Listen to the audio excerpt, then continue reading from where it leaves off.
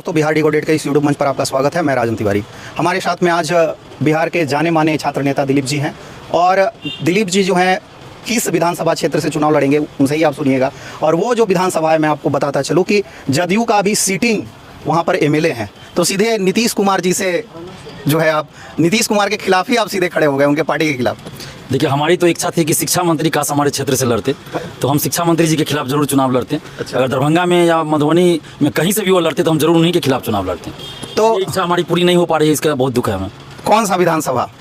जहाँ से वो लड़ते, सुनील कुमार जी जो शिक्षा मंत्री, वो जहाँ से लड़ते हमारे क्षेत्र से, दरभंगा में कहीं से भी किसी भी विधानसभा क्षेत्र से हम उनके खिलाफ लड़ते। अभी आपने कौन सा विधानसभा? अभी दरभंगा का बहादुरपुर विधानसभा से हम चुनाव लड़ने जा रहे हैं, क्योंकि बहादुरपुर विधानसभा में ही मेरा घर पड़ता है और इसीलिए हम वहाँ से चुनाव लड़ रहे हैं। वैसे तो पूरा बिहार ही हमारा है, पूरे बिहार के युवा के लिए हम लड़ रहे हैं और पूरे बिहार का युवा ही हमारा परिवार है, तो बिहार में कहीं से भी हम चुनाव लड़ सकते हैं।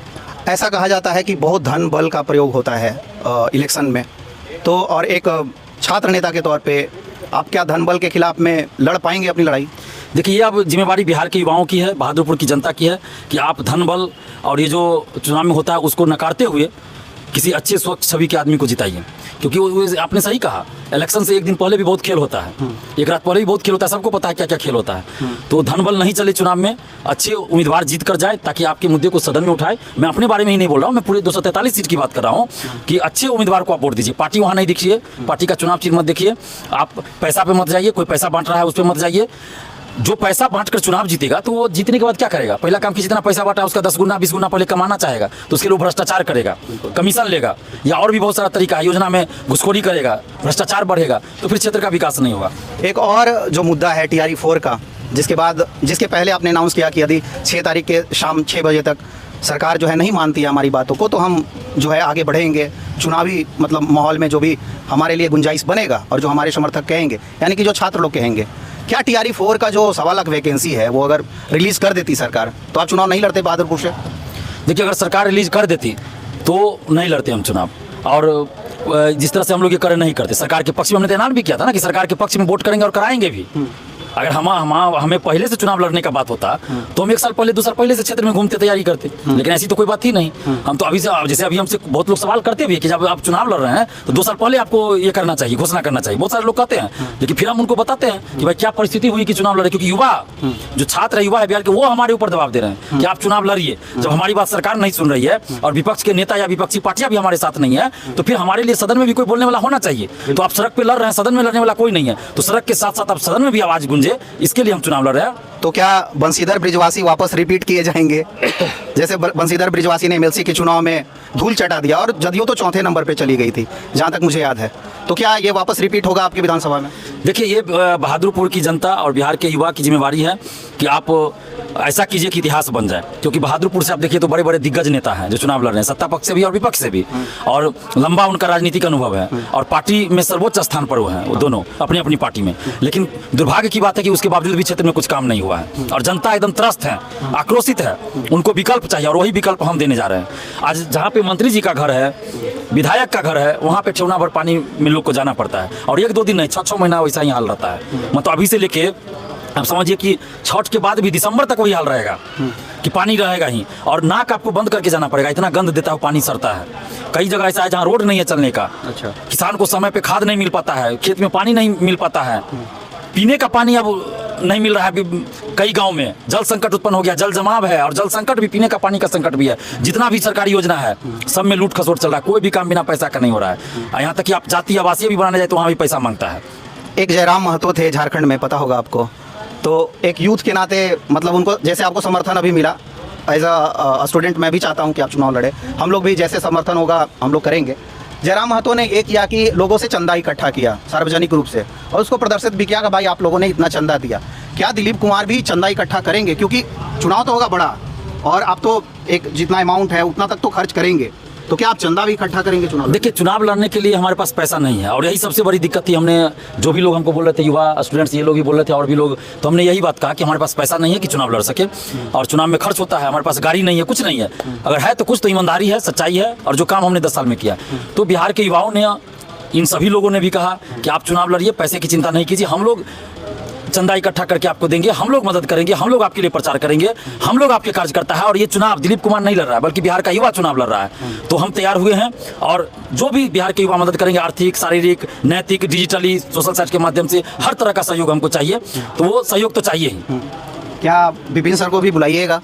हम विपिन सर को भी बुलाएंगे। विपिन सर को भी धन्यवाद कि उन्होंने मेरे बारे में चर्चा किया कि चुनाव लड़ना चाहिए, और उनको भी हम बुलाएंगे। हम भी उनके प्रचार में अगर वो बुलाएंगे तो जाएंगे। और पटना के जितने भी कोचिंग शिक्षक हैं, यूनिवर्सिटी के शिक्षक हैं, या दिल्ली के हैं, या बिहार के किसी भी जिले के हैं, हम सब शिक्षकगणों को, समाज सेवियों को, बुद्धिजीवियों को, युवाओं से अपील करें कि आप लोग हमारा साथ दीजिए, हमारे चुनाव प्रचार में आइए और अपने अपने स्तर से भी कीजिए, क्योंकि अभी समय बहुत कम रह गया है, समय है ही नहीं ज़्यादा।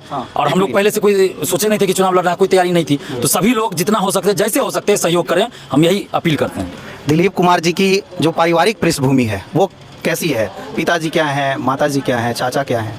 देखिए, हमारी पारिवारिक पृष्ठभूमि तो किसान की है। उसमें मेरे पिताजी क्लर्क थे, रिटायर कर चुके हैं 2016 में।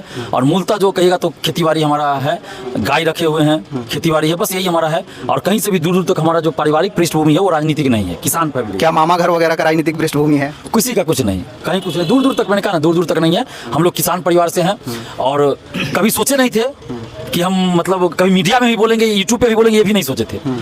कभी छात्र नेता बन जाएंगे भी नहीं सोचते। हम तो अधिकारी बनने के लिए पटना आए थे, बीपीएससी की तैयारी करने। और ये तो सिस्टम में दोष था, भ्रष्टाचार था, पेपर लीक हो रहा था, धांधली से उसके खिलाफ लड़ते लड़ते कब हम छात्र नेता बन गए हमको खुद पता नहीं चला। आप बहुत सारे जो आंदोलन हुए उसको एक सफलता तक आपने पहुंचाया, पूरा बिहार जानता है। एक आंदोलन ऐसा बताइए जिसमें सबसे ज़्यादा संघर्ष करना पड़ा, कोई ऐसा अगर आंदोलन याद हो तो। देखिए, संघर्ष तो अभी डोमिसाइल में भी करना पड़ा बहुत, कि लंबा आंदोलन चला, लेकिन सरकार ने अंततः मान लिया बात।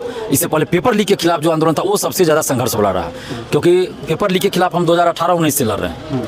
और उस समय हम लोग की बातों को झुठला दिया था, सीधा बोलता था कि ये लोग पढ़ने वाला नहीं है इसलिए आंदोलन कर रहा है।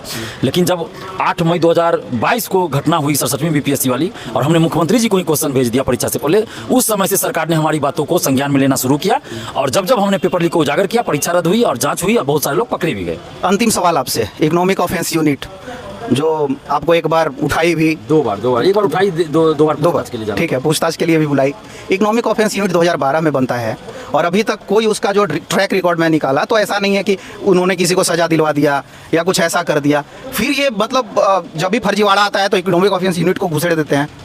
आपको जब भी आंदोलन करते हैं तो इकोनॉमिक ऑफेंस यूनिट को दे दिया जाता है, भाई ये जांच करेगी। तो ये कैसी जांच संस्थान है जो कभी जांच को पूरा नहीं करती है, कभी जो भी अपराधी हैं उनको आज तक सजा नहीं दिला पाई, चार्जशीट भी नहीं डाल पाई, ये भी हुआ।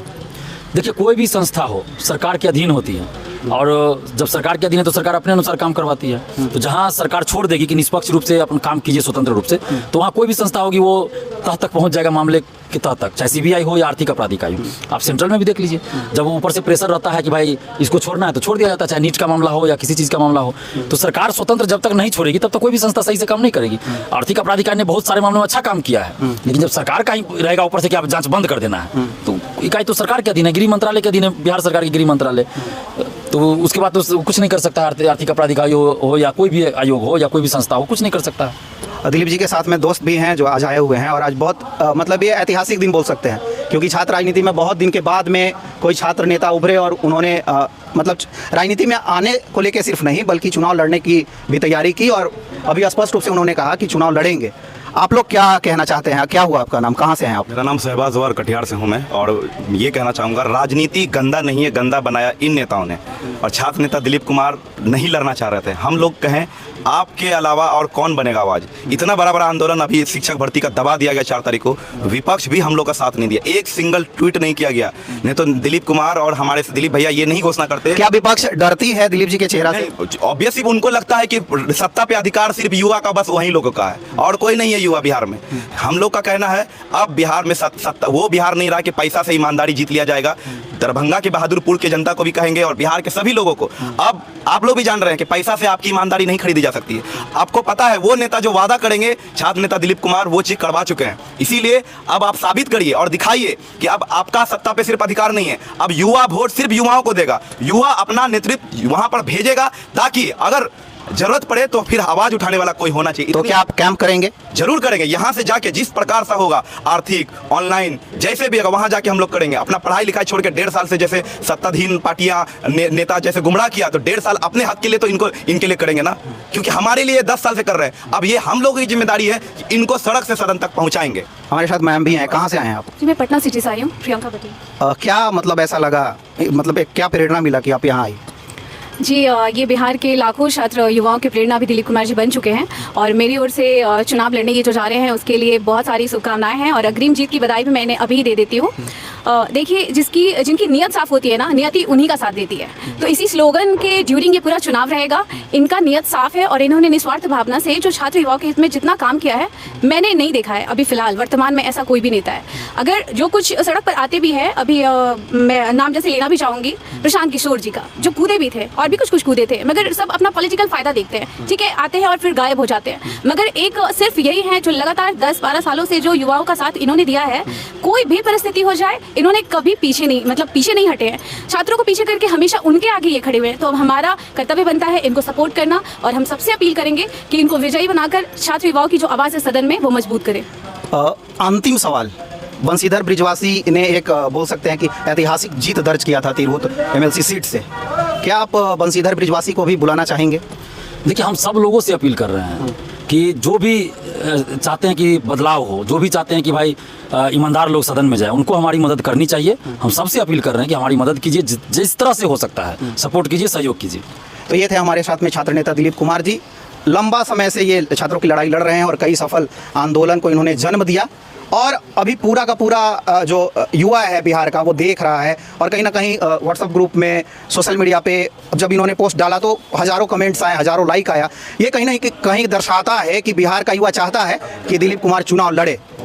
तो ये था हमारा आज का दिलीप कुमार जी के साथ बातचीत। कैसा लगा नीचे कमेंट बॉक्स में ज़रूर लिखिएगा और यदि आपने हमारे चैनल को सब्सक्राइब नहीं किया है तो सब्सक्राइब कर लीजिए। बहुत बहुत धन्यवाद।